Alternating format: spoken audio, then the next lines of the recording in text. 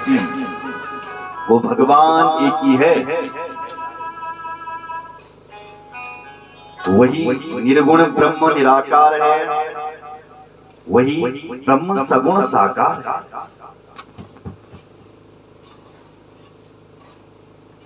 व्यक्ति को चाहिए कि एन केन प्रकार उस प्रकार किसी भी प्रकार से उस परमात्मा को, उस भगवान को भजे, भगवान की भक्ति करे। सीधी बात। अब देखो भगवान भी कई रूपों में आ रखा है। वो परमात्मा, वो ब्रह्म, वो ईश्वर कई रूपों में आ रखा है, लेकिन है वो एक है। मैं निवेदन करता तुमसे कि भगवान एक और वो भगवान विविध रूपों में आ रखा है, लेकिन ईश्वर एक है। कैसे? रोटी भी खाते तभी तो जिंदाबाद, अगर खाते नहीं तो जिंदा कैसे होते? इसका मतलब अन्न मात्र का जीवन। हमारा तो प्राण ही अन्न में है। आजकल भोजन नहीं मिलेगा तो व्यक्ति की मौत हो सकती है। सतयुग में व्यक्ति हड्डियों में जीवित रहता था। कलयुग, ये त्रेता और द्वापर आते ही व्यक्ति चमड़ियों में जिंदा रहने लगा।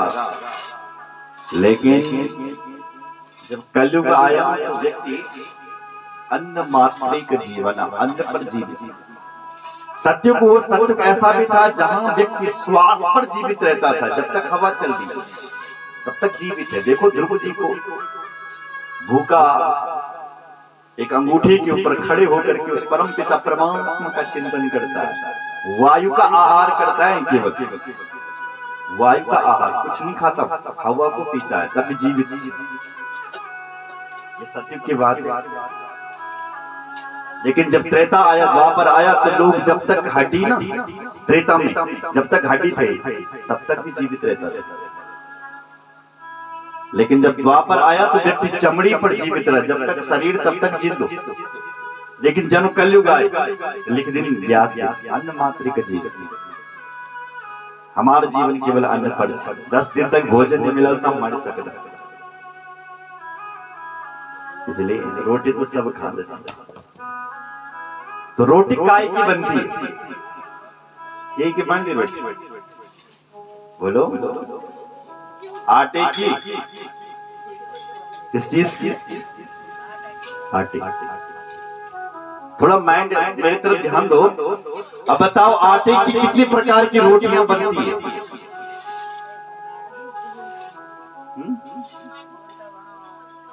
कई प्रकार की। उसी आटे के रोटियां भी बनती है, उसी आटे के परांठे बनते हैं, उसी आटे की पूड़ियां बनती हैं, उसी आटे के रोट भी बनते हैं, उसी आटे की न जाने हरी, पीली, नीली तरीके के बनते। पर तत्वतः देखा जाए तो आटा वही है, पर नाम उसके अलग है। ये रोट, ये रोटी, ये पूड़ी, नाम अलग अलग हो गए ना, पर तत्वतः देखा जाए तो आटा एक है। उसी प्रकार मेरी माताओं, ईश्वर एक है, भगवान एक है, और वही भगवान उसके नाम अनेक है। ईश्वर एक है, वही देवी के रूप में पूजी जा रही है, वही राम के रूप में पूजा जा रहा है, वही कृष्ण के रूप में पूजा जा रहा है, वही हनुमान के रूप में, वही शिव जी के रूप में। लेकिन शक्ति और ईश्वर देखा जाए तो परमात्मा एक है, रोट आटा एक है, लेकिन नाम उसके अनेक। इसलिए एक प्रकार है। किसी भी प्रकार से उस परमात्मा का चिंतन करना चाहिए। एक को अपना इष्ट बना दो। एक भगवान को अपना पति घोषित कर दो। जैसे एक कन्या होती है 20 साल की, जहां उसका विवाह होता है तो अपने ससुराल में जाती है, तो वहां उसका पति कौन होता है? एक स्वामी कौन होता है? उसका पति। घर में जाकर के वो सबकी सेवा करती है, सास ससुर की भी सेवा करती है, देवर की भी सेवा करती है, अन्य जो घर में और भी हैं जेठ जी की भी सेवा करती है, लेकिन समर्पण अपने पति में करती है। उसी प्रकार हमारे यहाँ देवी देवता तो बहुत है, पर उन सबकी पूजा करनी है, पर लेकिन समर्पण एक ही करना है। मैं राम को मानता हूं, मैं राम का भक्त हूं।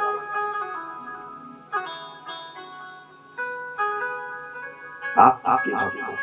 एक देवता को चुन लो अपने जीवन में, बस वही हमारा स्वामी। वो भगवान तुम्हारी एक प्रकार वो रक्षा करेगा। रक्षा अपेक्षा अपेक्षा, भगवान कहते हैं तुम मुझे अपना रक्षक तो मान। अब कहीं भैरू भी पूजने लगे, नरसिंह भी, हे खैराने नरसिंह तू भी रक्षक कर, हे दांगड़ी की देवी तू रक्षक, और हे केदारी नरसिंह तू भी रक्षा कर, और हे चंद्रवदनी, और हे कुंजापुरी, और हे माँ, सब ही पुकारने लगे। अब शायद दांगड़ी सोचने लगी शायद चंद्रवदनी रक्षा करना नहाने लगी, तो दांगड़ी रुक गई। चंद्रवदनी सोची शायद नरसिंह नहाने लगी रक्षा करना, मैं रुक जाती।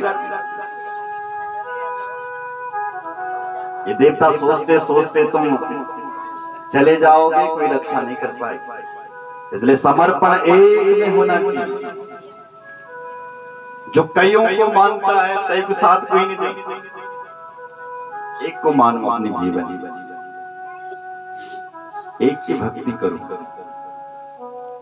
एक के नाम का, जैसे कन्या अपने पति का नाम का सिंदूर लगाती है, मांग भरती है, ऐसे भगवान के नाम की मांग भरो, तिलक लगाओ। राम जी का तिलक अलग है, शिव जी का तिलक अलग है, माता रानी का अलग है। भक्त बनो इनके। प्रत्येक बेटी जब उसका ब्याह होता है तो अपने गले में मंगलसूत्र धारण करती है। उसी प्रकार यदि आप भगवान के भक्त बनना चाहते हैं तो अपने गले में एक सूत्र धारण करो, यमैव सप्रणते, माला धारण करो भगवान के नाम। शिव जी के भक्त हो रुद्राक्ष पहनो, कृष्ण के भक्त हैं तो तुलसी पहनो गले में। तस्मात देखिए मनसा भगवान शाश्वतम पति, वो परमात्मा ईश्वर हमारा भगवान है, हमारा पति है। दुनिया के पति तो नकली चले, 100 साल लगते बड़ी गिरांटी भी नहीं। वो भगवान शाश्वत पति है, उसको अपना पति बना दो।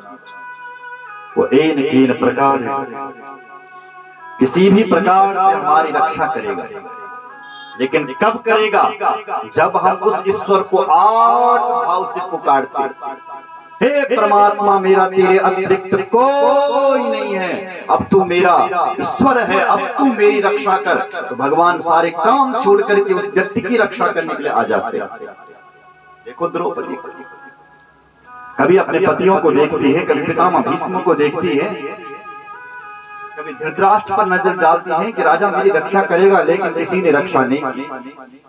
अब द्रौपदी ने उस ईश्वर को पुकारा, है कृष्ण अब मुझे तुम्हारे अतिरिक्त अपना रक्षक कोई नजर नहीं आ रहा है। अब यदि आप दुनिया के पति हो, भगवान को तो मेरी रक्षा करो। भगवान को जब कोई आर्त भाव से पुकारता है कि हे मेरे भगवान अब मेरा कोई नहीं है, केवल तू ही तू है, तो भगवान इन प्रकार में किसी भी प्रकार से उसकी रक्षा कर देते हैं, पीछे नहीं हटते हैं वो ईश्वर।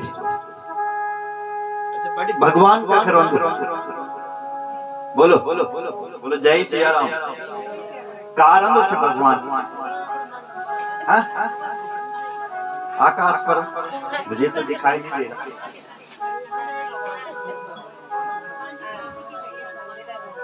आकाश में रंग भगवान क्या कर रंग बल अंदर आपके मन में। महाराज हॉस्पिटल किधर है? आपका एक्सरा करवाते हैं मन का, हृदय का। देखिए हम भी तो भगवान।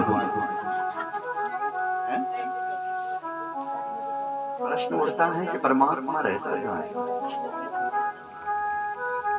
भगवान भक्त के विश्वास में रहता है। कहाँ रहता है? भक्त के विश्वास। भगवान ना मंदिर में रहता, ना आकाश में रहता, ना हृदय में रहता है। जहां भक्त का विश्वास है कि मेरा भगवान यहाँ है, यदि विश्वास पक्का हो गया तो वो भगवान वहीं से प्रकट हो जाता है। देखो प्रहलाद कहता है मेरा भगवान हर जगह है। हिरण्यकश्यपु ने कहा मूर्ख, कैसे हर जगह है? क्या इस खंबे में है? भगवान प्रहलाद ने कहा हाँ है। हिरण्यकश्यपु ने अट्ठास किया, भगवान नरसिंह खंबे से ही बाहर निकल गया। बताओ, जहां भक्त की आस्था है कि मेरा भगवान यहाँ है, वो भगवान वहीं से प्रकट हो जाता है। आपका भाव बनना चाहिए, आपकी आस्था होनी चाहिए। आपको पता है, आपकी आस्था है कि मेरी माँ भगवती दुर्गा इस डोली में है, वो माँ भगवती उसी डोली से प्रकट हो जाएगी। नामदेव भोजन कर रहा था, नामदेव भक्त का नाम सुना होगा, भोजन थे कर ले, तब तक जो कुत्ता आया होता है रोटी लेकर, नामदेव घी की कटोरी लेकर के पीछे पीछे भागा। ए मेरे भगवान, तुम कुत्ते के भेष में आए और रोटी को, सूखी रोटी को लेकर के चले गए। अरे घी तो लगा लो। घी की कटोरी लेकर के कुत्ते के पीछे भागा। भगवान ने सोचा क्या करो, तो भगवान उसी श्वान शरीर से प्रकट हो गया। बताओ, तुम्हारा भाव बनना चाहिए, तुम्हारी आस्था होनी चाहिए, तुम्हारा विश्वास होना चाहिए। वो परमात्मा, वो ईश्वर, वो भगवान वहीं से प्रकट हो जाएगा। बोल भक्तवत्सल भगवान की जय। आइए एक भजन करते हैं, उसके बाद हम आगे की कथा में प्रवेश। बोल सत्य सनातन धर्म की, भक्तवत्सल भगवान की जय हो।